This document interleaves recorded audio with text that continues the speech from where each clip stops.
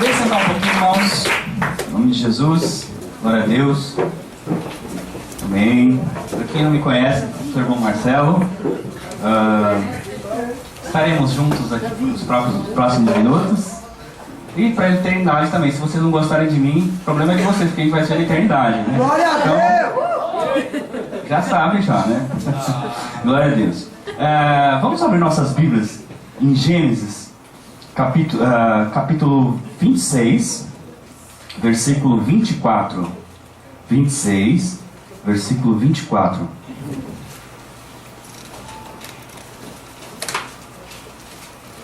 É um texto conhecido, razoavelmente conhecido, citado muito em algumas músicas até, né? Mas nós vamos pegar só alguns versículos-chave, e eu não vou dissertar muito a respeito de algumas histórias, porque é um tema central que eu quero tratar hoje, que diz respeito a cada um de nós. Diz assim, Gênesis 26, 24 fala isso. E apareceu-lhe o Senhor naquela mesma noite e disse: Eu sou o Deus de Abraão, teu pai. Não temas, porque eu sou contigo, e abençoar-te-ei e multiplicarei a tua semente por amor de Abraão, meu servo. Amém? O Senhor dizendo para Isaac que passava por alguns momentos difíceis ali, de perseguição. Isaac tinha começado a sua vida, tinha que trabalhar, tinha que cavar os poços dele, tinha que fazer ali os seus trabalhos. Os filisteus, inimigos do povo todo ali, já vinha da família, era um povo que sempre tentava fazer alguma coisa contra Israel e contra o povo de Deus em geral. Mas nesse caso aqui, suscitou uma grande inveja, porque ele abriu os poços, os filisteus iam lá e os contratados, os agregados ali dos inimigos iam ali e entulhavam aqueles poços, cobriam com, né? Não só queriam fazer as coisas darem errado, como também às vezes não trabalhavam seus próprios lugares. Isso é uma característica muito grande dos inimigos.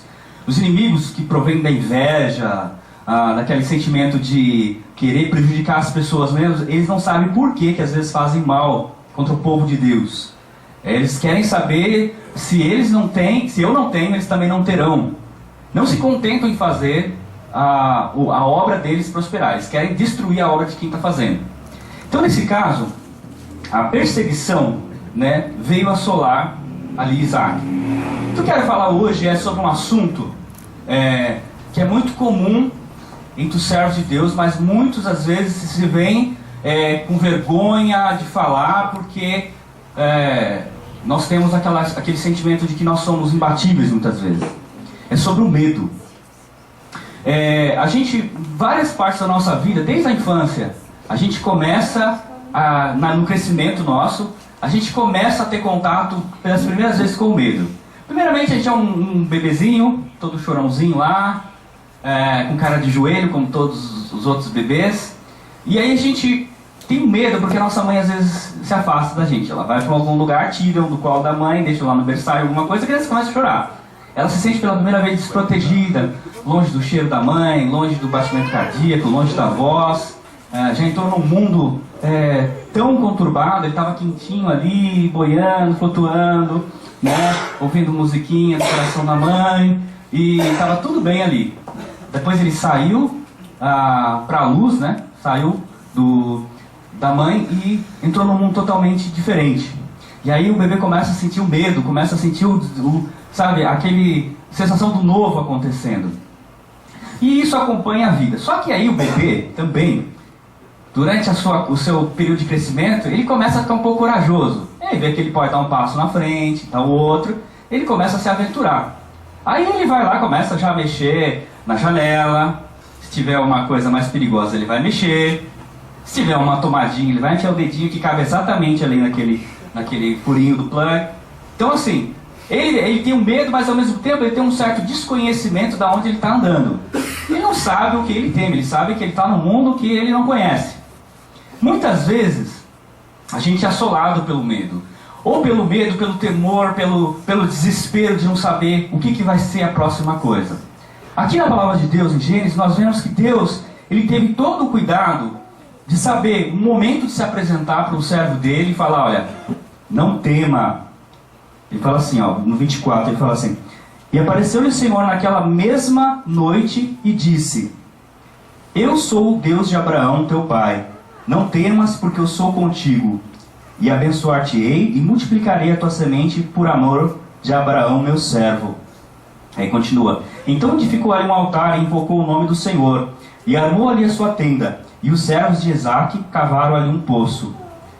Deus, ele teve esse cuidado de saber a hora que o servo dele estava passando por um momento em que ele poderia continuar, ou ele poderia simplesmente acreditar que não tinha mais jeito de voltar, não tinha mais jeito de continuar, porque as coisas ali já tinham terminado o limite. Quantas vezes, em momentos de perseguição em nossas vidas, talvez perseguição não só por inimigos de trabalho, mas perseguição por temores pessoais nossos, coisas que nós ouvimos desde pequeno, palavras que nós acreditamos, falsas crenças, sentimento de vazio. Isso traz um medo que às vezes a gente paralisa mesmo.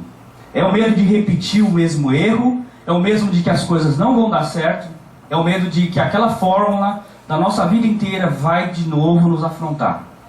E chega um momento que nós, como cristãos, começamos a olhar para os lados e a gente não enxerga, às vezes, alguma perspectiva, porque dizem para todo mundo que cristão não pode sentir medo.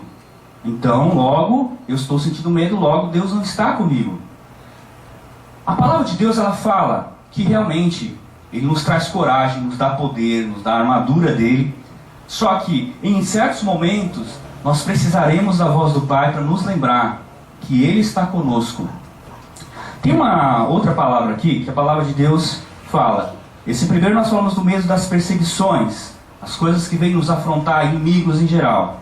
Agora vamos abrir nossas Bíblias em Mateus 14, 27. Mateus 14, 27.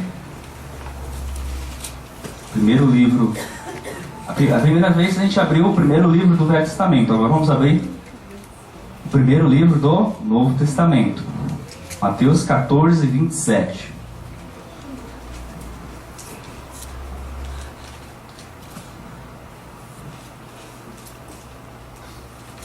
Quando essa parte também é bem conhecida, né? Quando havia tempestade ali, os servos do Senhor estavam dormindo ali, estavam pescando, estavam num barco. De repente começou a vir coisas, né? A tempestade começou a assolar. Eu vou ler desde o 22 e falar assim: e logo ordenou Jesus que os seus discípulos entrassem no barco e fossem adiante para outra banda, enquanto despedia a multidão. E despedida a multidão, subiu ao monte para orar à parte. E chegada já a tarde, estava ali só. E o barco estava já no meio do mar, açoitado pelas ondas, porque o vento era contrário. Mas, à quarta vigília da noite, dirigiu-se Jesus para eles, caminhando por cima do mar. E os discípulos, vendo caminhar sobre o mar, assustaram-se, dizendo: é um fantasma, e gritaram com medo. Jesus, porém, lhes falou logo, dizendo: tem de bom ânimo, sou eu, não temas. Jesus, fazendo o mesmo papel do Pai, sendo Ele Deus, Ele falando: não temas, sou eu, não temas. E é engraçado que esses discípulos, há um certo tempo atrás, alguns minutinhos, algumas horas, eu não sei, não precisa exatamente aqui quanto que era, eles estavam no contato com o próprio Jesus, que fazia os milagres, que faziam as coisas acontecerem, e foi só Jesus se afastar um pouquinho e acontecer alguma coisa diferente que eles sentiram medo. Ou seja, a memória de Jesus na vida deles parece que não fez efeito. E aí Jesus teve que chamar: não tema, sou eu, né? Aí depois a gente tem aquela parte que Pedro fala assim: se o Senhor realmente é o Senhor, me manda andar sobre as águas, que eu vou. E Jesus chamou, e ele foi andando, e vendo Jesus na frente dele, de novo, a gente não pode nem falar mais da memória dele, que ele tinha esquecido quem era Jesus, porque ele estava vendo Jesus sobre a água. Ele olhou e foi seguindo. Quando ele olhou para baixo, simplesmente afundou-se, e ele quase que morre afogado. Se não fosse Jesus pegá-lo. O que significa isso? Mesmo nós estamos em contato com as coisas de Deus, mesmo nós vivendo uma vida direta com Deus, muitas vezes nós vamos nos sentir tentados a ter medo. E esse medo, ele vem da onde? O primeiro era esse medo, o primeiro de Isaac, era da perseguição que tinha afrontado ele e ele estava sem saber o que fazer. Esse medo de Pedro veio pela incredulidade. A incredulidade fez com que Pedro esquecesse quem era Jesus na vida dele. Muitas vezes nós temos nossos caderninhos de pregações lá, todas as datas que nós ouvimos tal sermão, nós anotamos sermões enormes, nós pesquisamos palavras do Senhor, nós vamos em seminário, nós ouvimos músicas que falam de não ter medo, nós falamos que não vamos ter medo, mas um dia, quando nós estamos muitas vezes para enfrentar uma situação, nós e Deus, aparece muitas vezes o medo na nossa vida. E isso, como o teu irmão Fábio estava falando, a incredulidade, a falta de fé, a falta de saber que o mesmo Deus que já fez tanta coisa na nossa vida, continua sendo apto a fazer, mas nós não cremos. Vamos abrir nossas Bíblias em Jeremias 46, 28. Jeremias 46, 28. Jeremias, fica depois de Isaías. Jeremias 46, 28. Quem não tiver a Bíblia em mãos, pode olhar a telinha aí que eu acho que eles estão colocando. Jeremias 46, 28.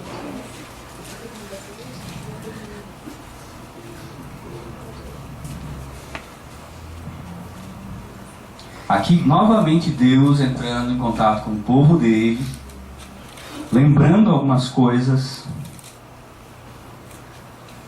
e dando ali o seu parecer sobre a situação. Jeremias 46, 28. Vamos ler no 28, 46, 28, 27 a 28. Ele falou assim: Não temas, pois tu, servo meu, Jacó, nem te espantes, ó Israel, porque eis que te levarei mesmo de longe, eis que te livrarei mesmo de longe, e a tua semente da terra do seu cativeiro. E Jacó voltará, e descansará, e sossegará, e não haverá quem o atemorize. Tu não temas, servo meu, Jacó, diz o Senhor, porque estou contigo, porque porei termo a todas as nações entre as quais te lancei, mas a ti não porei termo. E olha só o que ele fala: mas castigar-te-ei com medida, e não te deixarei de todo impune. Deus, ele vem para mostrar que ele está para beneficiar o povo dele, o seu povo, só que ele fala o seguinte: eu não te deixarei de todo impune. E o que quer dizer isso quando Deus fala não te deixarei de todo impune? Deus, ele é justo. O irmão até falou assim: nós escolhemos que vamos semear, nós não escolhemos que vamos colher, muitas vezes. Às vezes, pela semente que a gente semeia, a gente já sabe como é que vai ser a colheita, né? A gente já sabe que ali já é um terreno que nós vamos colher algo, mas se todos estamos aqui, eu acredito que quase todos aqui já tiveram momentos em que falaram: Deus, eu não presto, Deus, eu não quero nem ir na igreja porque lá todo mundo é melhor que eu, porque eu não sinto bem, não sou lá essas coisas. E Deus passou um momento em nossas vidas que Ele permitiu que algumas coisas acontecessem. Talvez muitas pessoas aqui estão se recuperando de grandes baques na vida que tiveram, porque sabem exatamente o que provocaram e sabiam muitas vezes exatamente o que estavam fazendo. E aí Deus fala assim: olha, eu vou permitir que algumas coisas aconteçam na sua vida, mas eu não vou permitir que você seja destruído. Eu vou colocar termos nas terras de todo mundo, ou seja, eu vou colocar fronteiras, mas você eu vou deixar livre. Muitas vezes, queridos, nós colocamos o pecado em nossas vidas, né? O pecado nos traz uma sensação de medo, de pavor, muitas vezes de chegar até ao Senhor, como aconteceu com Adão e Eva quando eles tiveram um pecado, e eles tinham medo até de se achegar ao Senhor.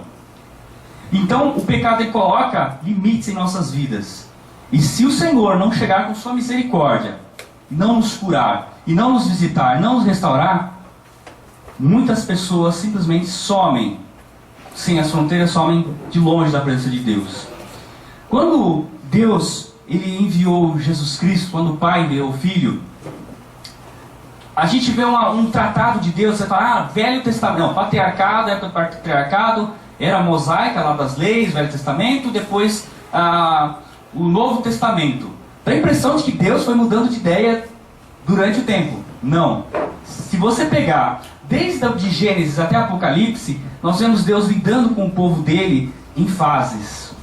Primeiro Deus, quando ele estava com Adão, Adão ouvia a voz de Deus, ele tinha um contato com Deus, Adão e Eva, mas era algo como o Criador, o Deus, que às vezes eles ouviam, passeavam lá sobre lá no jardim, eles ouviam Deus falar, mas eles não tinham acesso tão direto como quando Jesus veio.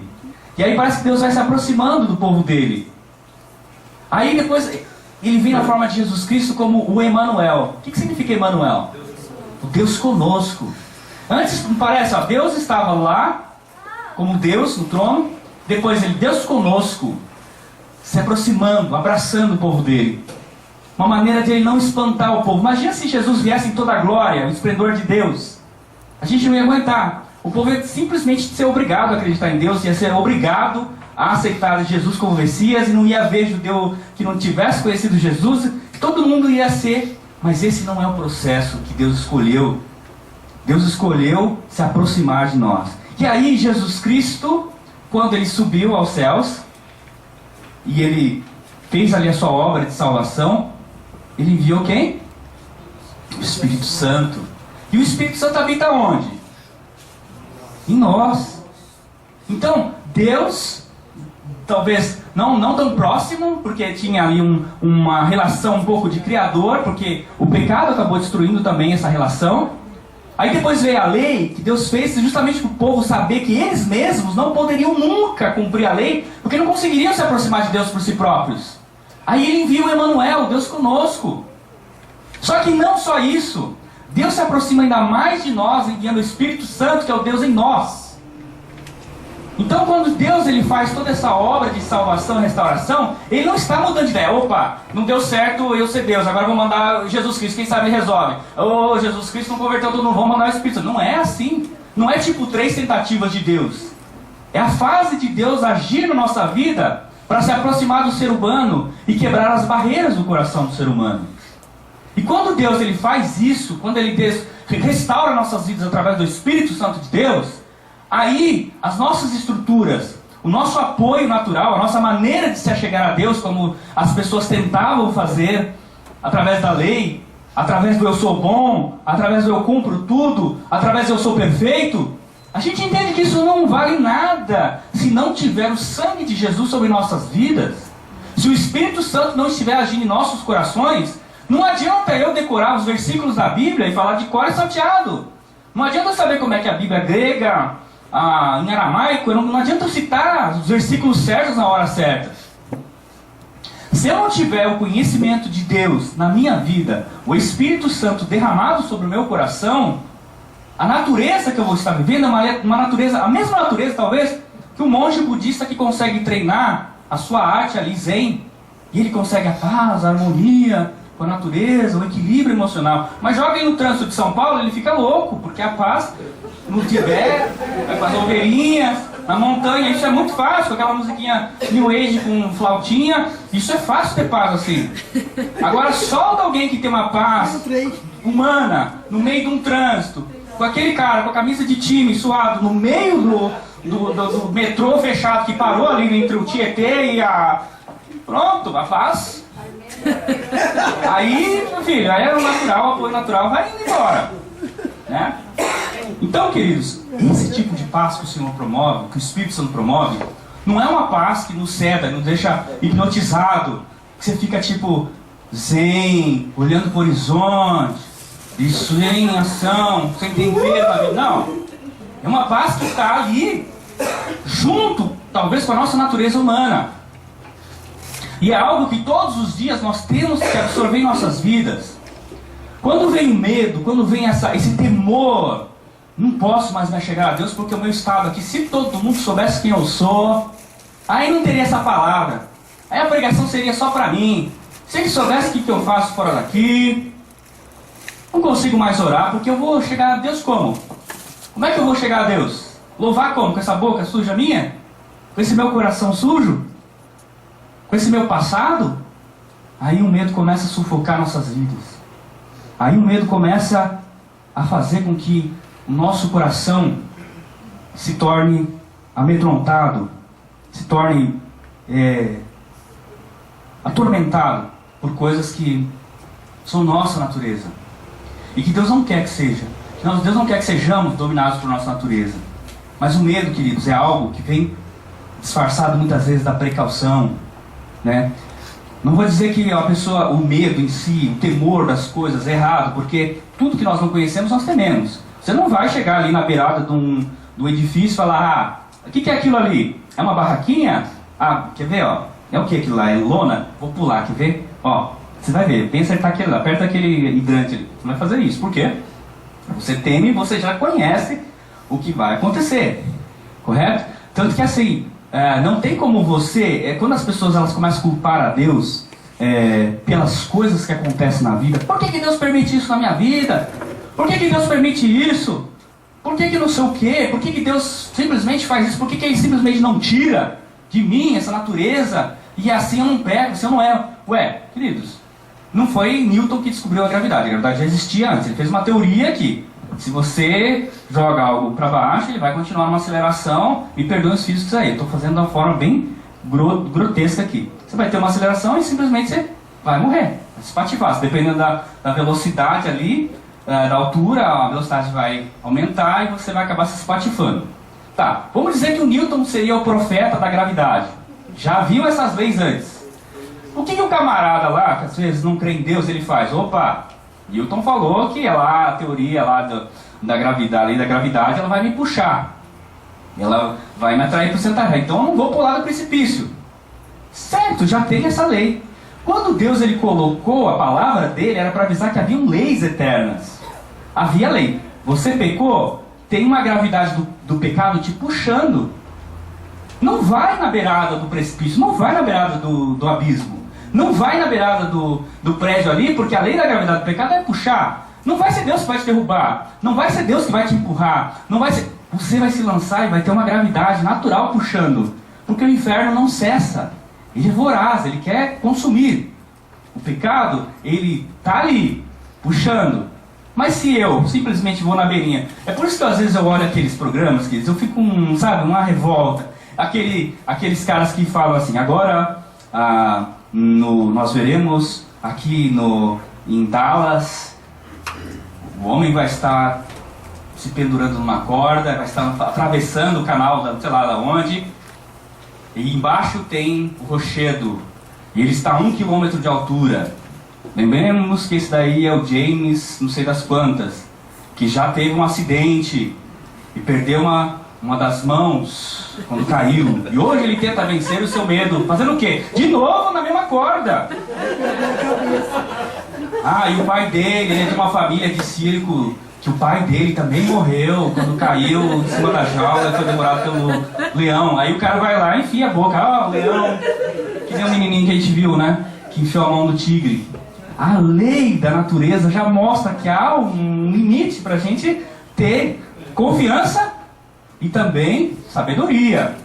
Não é porque você ou eu somos servos de Deus com a armadura do Senhor que nós vamos ficar sem esse medo saudável, né? Então eu não estou falando desse medo que é o da precaução, esse sentimento de que eu não chego mais, né? Então, às vezes eu vejo as pessoas simplesmente querendo abrir o peito assim para o pecado, para o mal, para o diabo e falar: venha! E às vezes, antes de abrir o peito, ele não se joelhou perante o Senhor. Aí vem toda aquela situação em cima dele. Mas esse pecado que às vezes assola, ele não vai ficar só naquela lembrancinha que nós temos e que nós erramos. Ele vai começar a minar a nossa vida. Daí desse medo que nós temos de nos aproximar do Senhor, vem o medo de agir. Aí a gente fica com medo de assumir às vezes nosso chamado. A gente fica com medo de dar um passo adiante. Queridos, muitas coisas na minha vida, profissionais e tudo assim que eu fui fazendo, quase sempre eu encarei um medo da minha limitação. Porque eu sempre fui chamado para trabalhos, eu já falei até isso, ou para funções que eu não tinha, mas muitas vezes experiência anterior, e às vezes nem informação anterior. E aí a primeira coisa que eu fazia era: não é para mim. Não é para mim. E parece que Deus fazia assim, vai, e aí eu ia. E aí começava e fluía, mas eu nunca pude simplesmente falar, olha, foi graças a mim. Sempre eu tinha que lembrar de onde eu estava, o que tinha acontecido com a minha vida e como eu tinha chegado em certos lugares. E o medo, que se nós não tomarmos cuidado, se nós não tomarmos essa devida precaução, ele começa a virar quase que uma bandeira na nossa vida. Tudo que aparece de novo, tudo que aparece para ser feito, o medo vem lá e começa a nos dominar. Começa a nos fazer lembrar de que nós não conseguimos. Começa a lembrar de que nós não vamos prosseguir. Medo. Medo de se achegar a Deus. Amém? Isso daí, queridos, é terrível. Agora eu vou abrir aqui a Bíblia em 1 João 4, versículo 18, que fala assim: na caridade não há temor. Alguns estão falando assim, no amor não há temor, né? Antes, a perfeita caridade, ou o perfeito amor, lança fora o temor, porque o temor tem consigo a pena. E o que teme não é perfeito em caridade, ou não é perfeito em amor. Aqui tem talvez uma outra versão. No amor não há medo. Antes, o perfeito amor lança fora o medo, porque o medo envolve castigo. Quem tem medo não está aperfeiçoado no amor. Toda vez que nós chegamos num dia de Santa Ceia, todo dia que nós chegamos num dia que nós precisamos nos avaliar, vem aquele medinho. E tem os lugares por aí que são especialistas em amedrontar o povo, né? Quer dizer, colocam um medo em todo mundo. Você está pecado, você é pecador, você é pecador. Mas nunca tem uma solução. Nunca tem uma solução. Parece que o pecado é mais forte que o Senhor. Parece que o pecado é mais forte do que o amor de Jesus Cristo. E é uma coisa que eu quero lembrar para vocês. Que se você chegou aqui hoje, né? Hoje nós estaremos participando da nossa ceia. Não é isso, irmã? Amém? Confirmou? Não mudou nada? Então glória a Deus, né? Hoje estaremos participando da nossa ceia. E muitos de nós nos confrontaremos com nossos medos. E eu sempre costumo dizer, eu tenho uma linha de pensamento assim: nós não estamos prontos para a ceia porque estamos em pecado. Eu respeito quem não queira tomar a Santa Ceia, mas eu sempre tenho a ceia como um ensaio para a volta de Jesus Cristo. Amém. Então assim, eu não estou preparado, eu vou tomar outro mês, eu estou com medo de tomar, então eu vou esperar não sei para onde. Quando Jesus chegar, a gente não vai poder falar, Senhor, olha, outro mês eu estou aqui, hein? Vem buscar que eu vou estar exatamente aqui. Não, queridos, não vai ser assim. E Jesus Cristo, Ele não quer que nós tenhamos uma vida com Ele baseada no medo, no temor. Muitas vezes o medo nos leva ao Senhor, porque tem medo de morrer, tem medo de sofrer, tem medo de ir ao inferno. Mas não é esse tipo de vida que Deus quer para os servos dele. A Bíblia fala que o perfeito amor lança fora todo medo. E se nós às vezes estamos sentindo medo de nos aproximar de Deus, medo de orar, medo de estar com Deus porque nós temos pecados, nós temos imperfeições, precisamos aperfeiçoar esse amor em nosso coração. E hoje, queridos, como um desafio a cada um que tem o Senhor Jesus Cristo no coração, nós vamos tomar a ceia. Quem não for tomar, ninguém vai ficar recriminando nem nada. Mas eu gostaria que os irmãos começassem a pensar assim: eu estou preparado hoje para a vinda de Cristo? Eu estou atrás da cruz? Eu sou perfeito? Não, você nunca vai ser perfeito, nem muito menos eu. Mas eu estou atrás da cruz. A minha fé na salvação em Cristo Jesus está em dia. Eu estou realmente no caminho do Senhor. Eu estou procurando a perfeição do Senhor Jesus Cristo. Então a ceia, ou todas as coisas que vamos fazer perante o Senhor, ela depende de um coração diário com o Senhor. E Deus, Ele é muito rápido para nos abençoar e para nos perdoar. Senão aquele ladrão lá do lado da cruz estava louco. Ele estava morto. Ele estava no inferno agora. Mas que hora que Jesus escolheu? No mesmo momento. Ele falou: Senhor, lembra-te de mim quando estiver no teu paraíso. Jesus falou: o quê? Vou lembrar, hein? Posso não? Tá. Assina lá no Face lá que o feed de notícia do céu vai aparecer. Eu vou lembrar de você. Não! Hoje mesmo estará comigo no paraíso. Essa é a palavra do Senhor Jesus para nós. Amém. Hoje mesmo, agora mesmo. Tira esse medo. Assume que o Senhor Jesus, Ele faz as coisas que você nunca poderia fazer na sua própria vida.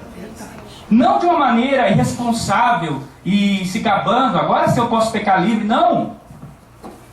Agora eu tenho que ser mais grato ao Senhor, porque tudo que vem em mim, que está na minha vida, pertence ao Senhor. Tudo o que eu tive de perdão é do Senhor Jesus Cristo. Eu não tenho mérito de chegar perante Deus e falar assim: olha Deus, ó, 35% dessa salvação é minha, hein? Ó, lembra? Não pequei, não assisti TV, não cantei música secular, não fiz assim com a minha roupa, só usei roupa de certa cor. Nós não teremos isso.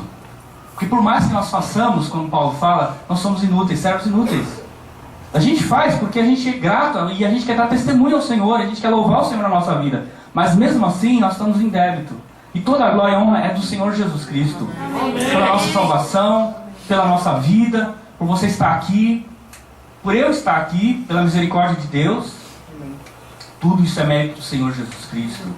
E é sobre essa palavra de Jesus que nós vivemos. Amém? Eu gostaria de encerrar. Nós vamos abrir nossas Bíblias para encerrar. Começamos com Gênesis, passamos por Mateus. Vamos abrir nossas Bíblias em Apocalipse 21, 4. Oh, Apocalipse.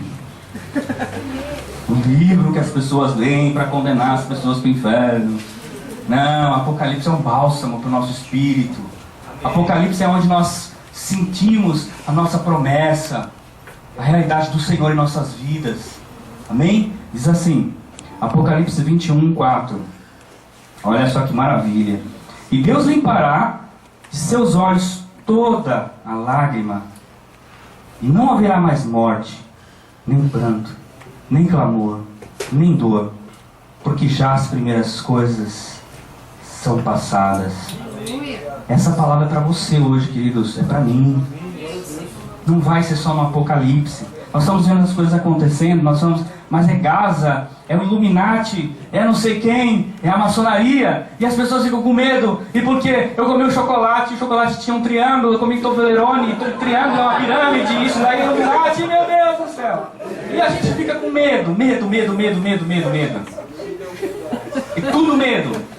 Eu sou da época, irmãos, que é o que mais tinha. Eu não estou menosprezando que existem os poderes aí. O que eu mais tinha era disco ao contrário. E os caras ganhavam dinheiro com palestra de girar disco ao contrário. Acharam mensagem subliminar até numa música que tinha um salmo bíblico. E até medo. Medo. Não era temor, não era respeito, era medo. Se eu andar assim, se eu não fizer isso, eu li um livro, irmão, você tem que... porque o demônio veio assim e fez isso, e irmão, esse livro você tem que ler. Você tem que ler porque... Não, mas eu estou fazendo um estudo bíblico. Não. Lê esse livro, você vai entender o que tem coisa que você não enxerga. E é o medo. Medo. Deus não nos quer assim, irmãos. Deus não quer que a gente seja aquele tipo de gente, sabe, o corajoso, o que se sente melhor. Não é isso. Serenidade, mas sem medo. Sem medo, porque o Senhor Jesus já nos lavou. Se o seu coração está se sentindo pesado, o Senhor, Ele atualiza todo dia a sua misericórdia. Todos os dias. Todas as vezes que o diabo lança uma arma contra você e contra mim, o Senhor já tem uma ultra, mega arma que Ele selecionou para a nossa vitória. O Senhor Jesus Cristo é a nossa couraça. Ele é a nossa espada. Ele é o nosso escudo. Se você e se eu estamos atrás do Senhor Jesus Cristo, nós não temeremos mal algum. Ele é o nosso pastor. Ele nos dá força. Amanhã, segunda-feira, de repente você vai estar encarando seus medos, seus desafios, os seus temores, suas limitações. Mas eu quero dizer, o Senhor não vai dormir hoje. Ele não vai dormir hoje. O Senhor Jesus não dorme. O Senhor não dorme. Enquanto você estiver dormindo ali, o Senhor estará cuidando da sua vida. E isso para sempre. Na vida de Jesus Cristo, nós teremos abertos selos que mostrarão o que o Senhor tem para nós, além do que pedimos ou pensamos, além do que desceu no nosso coração. Mas enquanto isso, o Senhor já começa: eis que estarei convosco todos os dias das vossas vidas. Eu estarei contigo para sempre. Eu quero dizer uma coisa, queridos. Não inveje os caras que se falam imortais. Não inveje aquele filme que fala lá, o Highlander, que é imortal. O Senhor já nos transformou em imortais. Nós já temos a eternidade em Jesus Cristo, porque nós temos o poder do Senhor em nossas vidas. Todo esse temor da sua vida, o temor que vem por causa de uma doença, o temor que vem por causa de uma limitação, o temor que vem por causa de algo, ele pode ser consumido pelo nome de Jesus Cristo, que é quem nos dá força todos os dias. De repente você pensa que você está aqui, que eu estou aqui, porque você conseguiu se dar bem, porque você talvez dormiu bem hoje, porque você está com a conta um dia. Não, eu quero dizer que cada um o Senhor conhece, e muitas vezes você sofreu ataques no mundo espiritual que você nem sabe que sofreu. Muitos aqui não sabem o que Deus enviou os seus anjos para fazer para proteger a sua vida, a minha vida, e todos que estamos aqui somos alvos da misericórdia de Deus. Amém, queridos? Eu gostaria que nós pudéssemos nos levantar agora. Vamos ter um momento de oração. Eu não vou chamar aqui à frente, porque eu acho que isso hoje, o simbolismo da ceia, eu entendo como mais ou menos um dia que nós estamos no arraial do Senhor, polindo nossas armaduras, nos alimentando das guerras que passamos esse mês, ou das guerras que passamos até esse dia. É um dia de nós olharmos para o nosso coração e não acharmos desculpas, não acharmos perfeição, mas entendermos que o Senhor é quem nos coloca no lugar que devemos estar. Eu gostaria que todos vocês, incluindo a mim, que tenham medo, que tenham um sentimento às vezes de indignidade, mas não aquele sentimento de humildade perante Deus, mas é um sentimento que faz com que você não se sinta nem com vontade de se achegar ao Senhor. De repente essa semana foi uma semana em que você enfrentou talvez os seus momentos de raiva repentina, sua revolta, medo, tristeza. Isso te tirou do centro, te tirou realmente, você perdeu a referência de Deus. Talvez foi uma semana que você errou muito, ou talvez uma semana que você sentiu vazio. Eu gostaria que você agora direcionasse seu pensamento ao Senhor Jesus Cristo, que está aqui, através do seu Espírito Santo. Receba a cura do Senhor sobre o teu sentimento. Aceita a cura do Senhor sobre a sua vida, retirando todo o medo, retirando toda a podridão, toda a sujeira da sua vida, retirando tudo aquilo que vem para te tirar dos sentidos, tirar talvez um caminho que você tinha começado com o Senhor, um caminho que era um caminho frutífero, e aí veio essa semana ou esse mês, você acumulou tanta coisa que falou: olha, nem vou mais chegar ao Senhor, porque eu sei que eu vou errar de novo. Eu peço que em nome de Jesus você comece a enxergar e a acreditar que o nome do Senhor Jesus, que o perdão de Cristo é maior do que o seu pecado. Eu quero que você comece a enxergar que o seu coração pode estar mais escuro do que a escuridão mais sem perspectiva nenhuma de luz você possa imaginar. O Senhor Jesus, Ele pode entrar com a luz dele, do Espírito Santo dele, iluminar o seu coração, iluminar a sua mente, limpar a sua vida, restaurar, te colocar de pé, te transformar, te colocar no caminho novamente e fazer de você uma bênção. Senhor Jesus, aqui está a tua igreja, Senhor. Aqui está a tua igreja, Jesus, com pessoas que estão lutando nesse mundo para não sucumbirem há tanta notícia ruim, há tanto sentimento de impossibilidade, há tanto medo, a depressão que muitas vezes vem para mostrar que nós, como seres humanos, não temos muitos recursos em nós mesmos. Mas eu quero que cada vida aqui lembre que o Senhor Jesus é maior que a depressão. O Senhor Jesus é maior que o medo. Oh, glória ao teu nome, Jesus. Que o teu Espírito Santo comece, Senhor Deus, a ser distribuído sobre este lugar.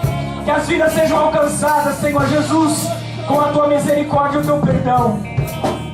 Em nome de Jesus. Se há vidas aqui que não tem o Senhor Jesus como Salvador das suas vidas, põe a mão no seu coração agora, onde você está. Eu não vou chamar aqui à frente hoje, mas eu quero que você comece agora a assumir uma postura na frente do Senhor, uma postura perante o Senhor e perante a igreja do Senhor também, no dia a dia. Diga comigo em nome de Jesus: Senhor, eu estou aqui, imperfeito, buscando melhorar, mas eu sei que por mim mesmo eu não consigo. Eu convido Jesus Cristo, o Senhor, para abrir o meu coração, para livrar-me de toda a arma natural do homem, todo sentimento de imperfeição, e esteja colocando o teu reino dentro de mim, que o teu Espírito me cele com a tua graça até a tua vinda. Eu te aceito, Jesus, como Salvador da minha vida, e eu quero a tua mudança, e eu quero a tua transformação. Obrigado, Senhor. Eu entrego os meus medos, eu entrego as minhas imperfeições nas tuas mãos, e eu te aceito como o meu pastor, o meu Salvador, até a tua vinda, em nome de Jesus. Glória a Deus. Vamos aplaudir ao Senhor. Glória ao nome do Senhor Jesus. Glória a Deus. Bendito seja, Senhor, o teu nome. Glória a Deus. Podemos sentar, irmãos.